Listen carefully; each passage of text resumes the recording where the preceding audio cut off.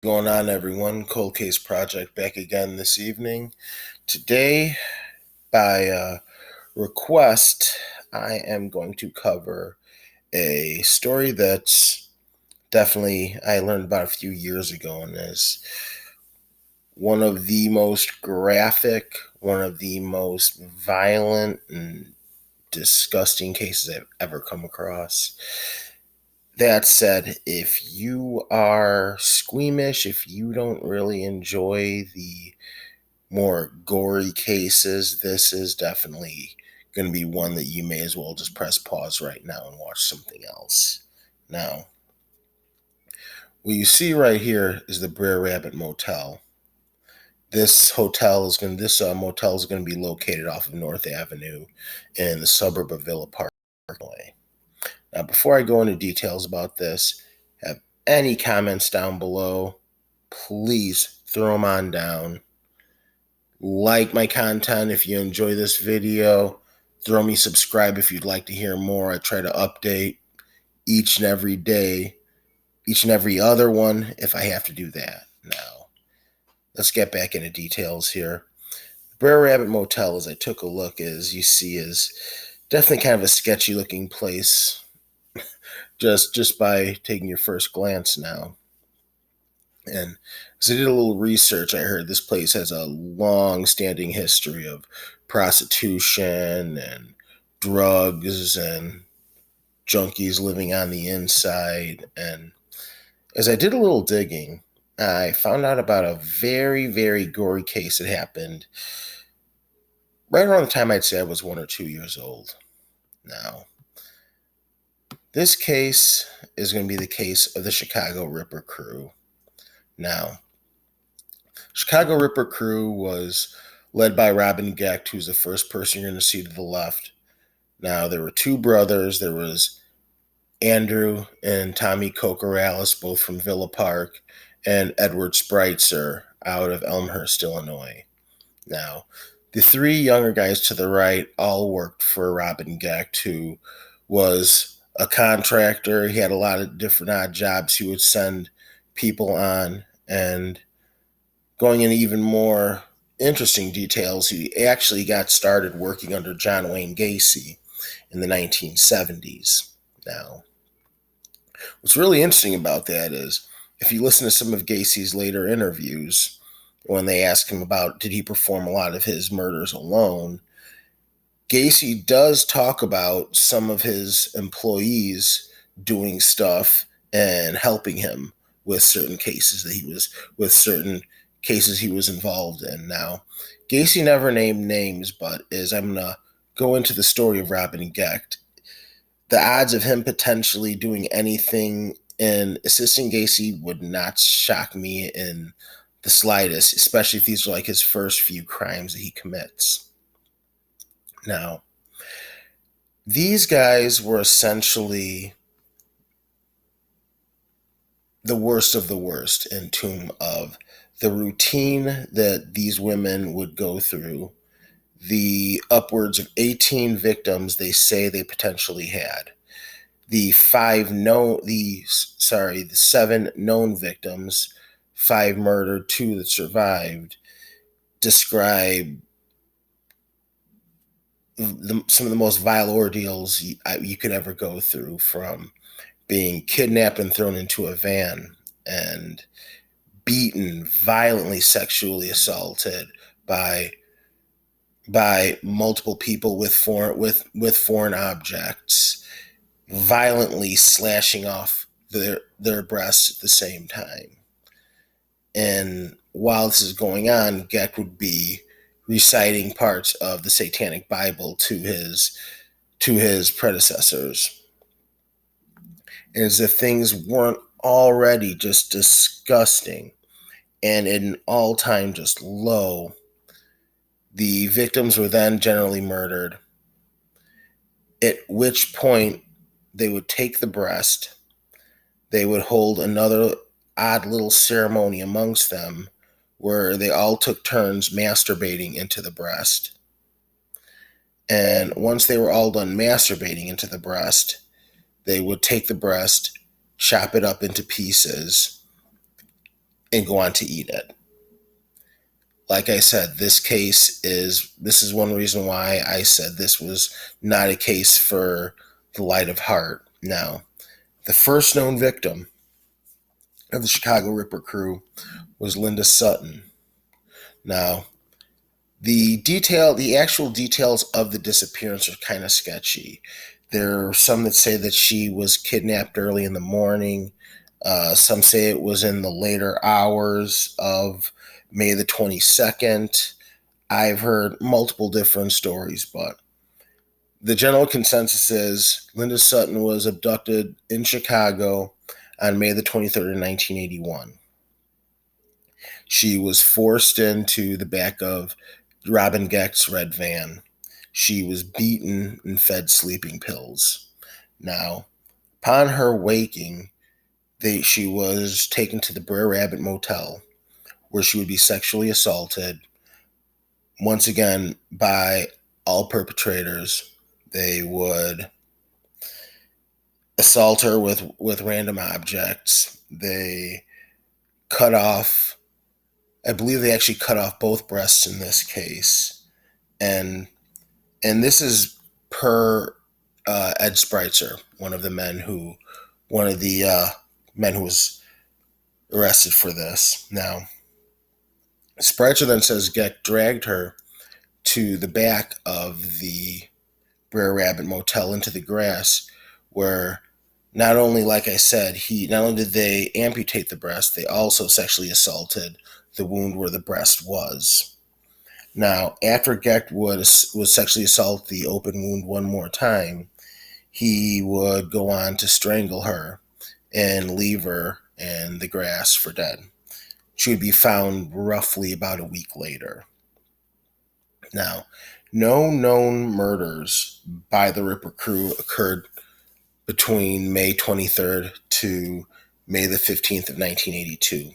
According to Spreitzer, 2 more murders of prostitutes did occur, and their bodies were ditched off into woods in the nearby area by North Avenue in the Elmhurst, Illinois area. However, we really don't have any names or even missing persons cases. If you can find any missing persons cases between 81 and 82 that could potentially have anything to be linked to these cases, definitely leave me a comment down below and tell me some of your findings here. Now, the second known victim of the Chicago Ripper crew was Lorraine Barrowski. Now, Lorraine Barrowski was walking to work one morning. It was about 8:30 a.m. in one of the nicer parts of Elmhurst, Illinois, right off of a main street. And as she was walking to the office to open it up, she was abducted by 2 of the men, who then grabbed her and threw her in the back of the van. At which point, once again, she was beaten, taken to the Brer Rabbit Motel, where she would be violently sexually assaulted. Her breasts were amputated. She would be stabbed with an ice pick over 60 times. And that was all before finishing her with an axe. Yet again, like I said, just horrifying details that we're going over with this case. The body was then taken into the van, and Spreitzer and Cochrales threw her in a cemetery in Clarendon Hills, where I believe she was found about 11 months later. Now, we fast forward to exactly 2 weeks to May the 29th. We have Shui Mak. Now, Shui Mak she worked multiple jobs and just came to America. Her mom and dad ran a very popular Chinese restaurant in Streamwood, Illinois. And after a late night dinner with her mom, dad, and her brother, her and her brother got in an argument. Now, she thought her mom and dad were in a car right behind them, so she planned on just getting out of the car, getting out of the car, getting a breath after talking to her brother and fighting with him. Little did they know that she got out of the car after fighting with her brother around 11:30 that night, and that would be the last time any of her family members would ever see her. Now, she was kidnapped in Hanover Park, Illinois, and she would be found 6 months later, I believe, right around November of 1982.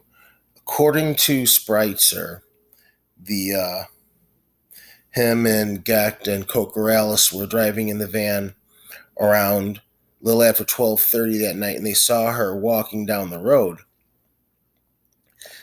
When they then offered her a ride, they took her in the van where they beat her, raped her, took her to a wooded area near Barrington, Illinois, where she was taken out and just sliced to shreds, essentially. They took their knives and essentially decided to just slice this poor young woman to shreds before they grabbed her by the skull and bashed it against a tree and shattered her skull. Ultimately is what killed her. Now, like I said, they found her some months later. 2 weeks later, the big difference with this case, they then kidnapped a woman by the name of Angel York. Now, this is where things get all types of screwed up. Now, Angel York gets kidnapped. Once again, beaten. She's sexually assaulted. Whatever happened in this case, Robin Gecht actually told her to cut off her own breast. Now, not only did Gecht force this woman to cut off her own breast, he then, after she did this, she would say, he jerked off into it as if he was in some just psycho frenzy, like just in awe that this woman actually just did this. At which point they actually stopped the van and let her go. They actually stopped the van and let her go. So after all these just violent, vicious murders and assaults, we actually have a case where one of the victims was actually set free.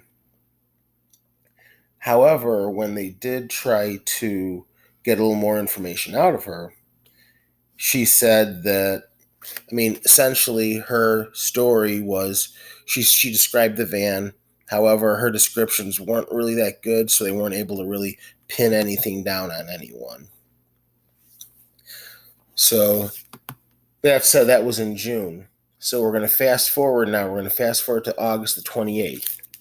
Now, we have Sandra Delaware, who was a single mom. She was a single mom that, whether or not she got caught with the wrong crowd, she was working one night as a prostitute. And unfortunately, on the night of the 28th, she just so happened to come across the Chicago Rippers.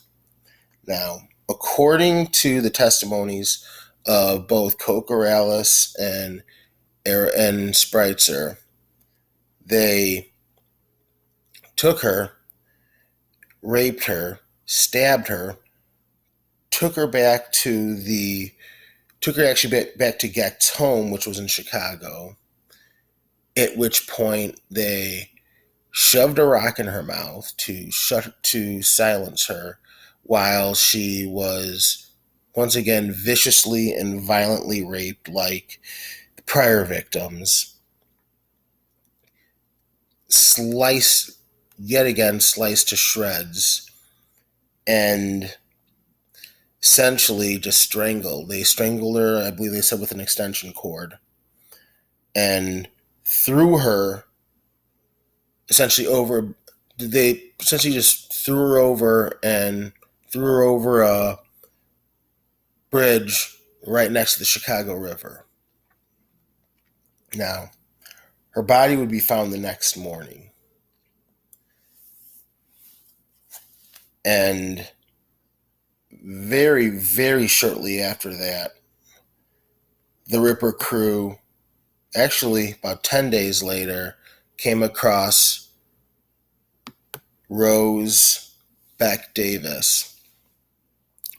Now, Rose Beck Davis was a Bloomington native. She came up to the Chicagoland area. She was with her husband, operated who operated a store in the Chicagoland area. And near the Gold Coast, she actually went out one night to have a meeting with a coworker. According to the testimony of Cochrales and Spreitzer, she was walking down the street and they were verbally harassing her. They thought she was a prostitute, being that she was out late at night walking out by herself. Rose Davis, though, as many of her friends said, was a very, very tough girl and was not the kind of person to kind of sit back and let people just,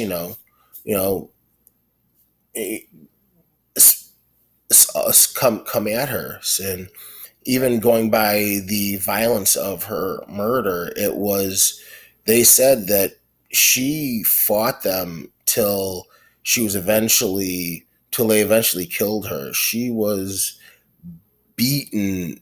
It took, like, she was beaten so badly that, like, her face was just pummeled. She had been, yet again, violently sexually assaulted. The breasts, yet again, removed. They even, after finishing her off and killing her with the axe, decided to take the axe and assault her so badly that they were actually taking pieces of wood out of her insides for days on end after this case.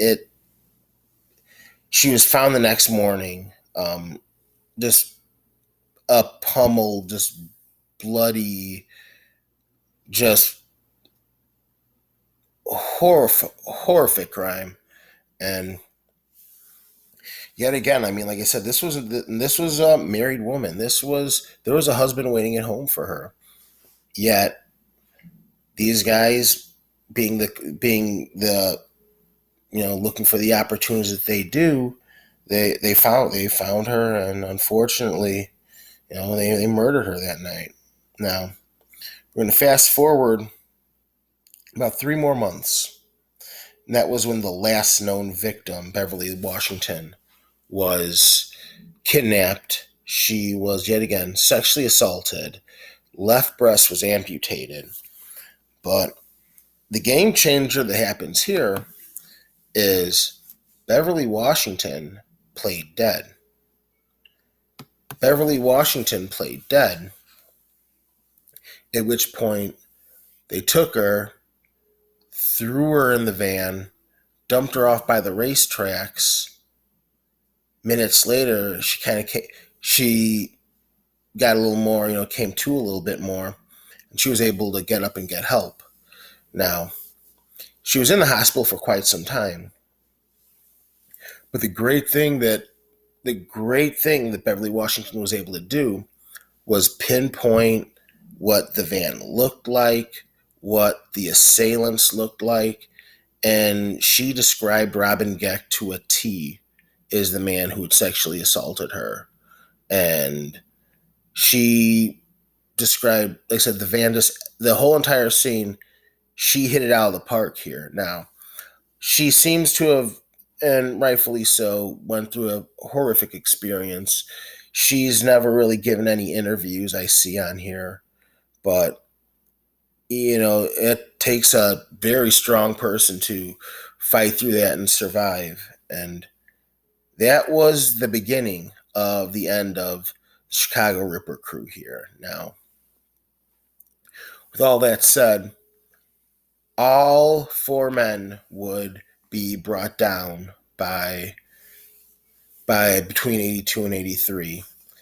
Spreitzer was the first person to essentially get stopped in Robin Geck's van.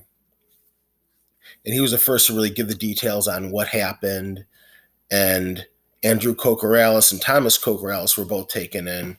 Thomas cracked first, and he talked about the case of Lorraine Barrowski, and Andrew Cochrales went into details on all the other murders that took place, and admitted to being that he was essentially there in every single one of the murders.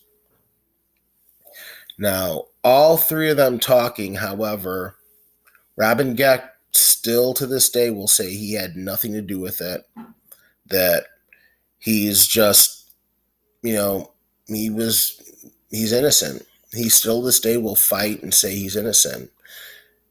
And with all that said, all four of these men were all convicted.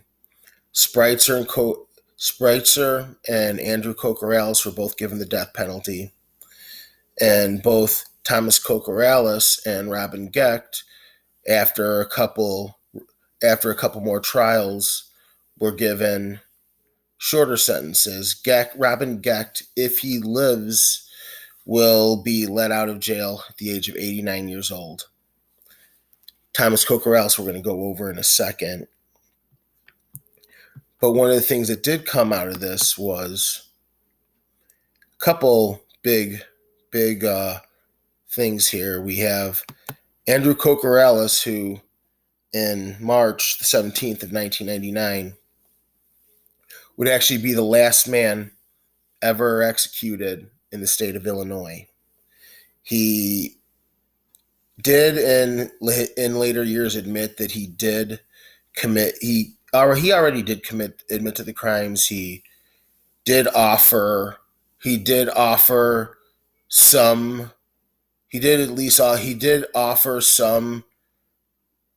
bad, hard feelings for what he had done. And he said this, and after I believe he turned Greek Orthodox, and he went, and he would be, like I said, he would be the last person ever executed in the state of Illinois. Now, the Greek Orthodox got very, very much behind him, and were really trying to fight to keep him, despite the horrific things, despite the violent crimes committed by this man. They really did try to fight to get him out of getting executed. Now, for those of you who live in Illinois, know that a couple years later, the governor would essentially take every person that was on death row and commute all their sentences to life sentences. So this got Spreitzer off the hook, and Ed Spreitzer will be serving the rest of his life in prison. Now, Thomas Cochrales, on the other hand, made some big news actually in the Chicagoland area. Cochrales was, now initially, his sentence got cut in half in 1989, and through some glitches in the Illinois justice system, by 2018, Thomas Cochrales was ready to be a free man again. He was actually going to be let out into the free and be with regular everyday people. Now, all the different areas from that he was potentially going to go to protested and fought to keep him out of him, until Aurora, Illinois just so happened to say, we'll let him in and see if he can be an asset to our halfway house. And from what I believe, he's been at the halfway house now for about 3 years now, and has essentially kept a low profile. He did a couple of interviews that I know of about 2 years ago, and despite many protests, a couple protests by the people of Aurora and neighboring cities, he is still a resident in Aurora, Illinois, and he's also registered there as a sex offender as well too. So that wraps up this horrific case. What I would like to throw out there is the unfortunate thing that comes out about all of these ladies is what you see right here are the 5 known murder victims. That being Rose Beck Davis, Lorraine Barrowski, Linda Sutton, Shui Mack, and Sandra Delaware. The 2 survivors have essentially said they wanted to stay anonymous, and at least 11 victims out there who really never got justice, that we don't even know what their names are. Now, with all that said, this is the point in the video where I do like to offer my condolences and give a moment of silence to the 18 women that were so brutally murdered and taken away from the world well, 16 women, so brutally taken away from the world between 1981 and 1982.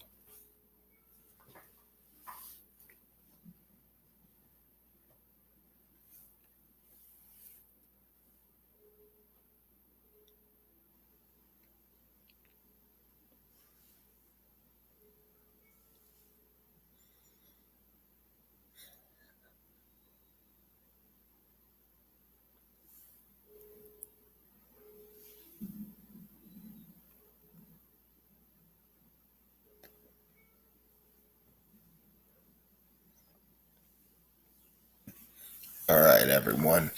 Real quick, I do want to say if you would like to learn more about the Chicago Ripper Crew case, I would recommend there are a couple resources.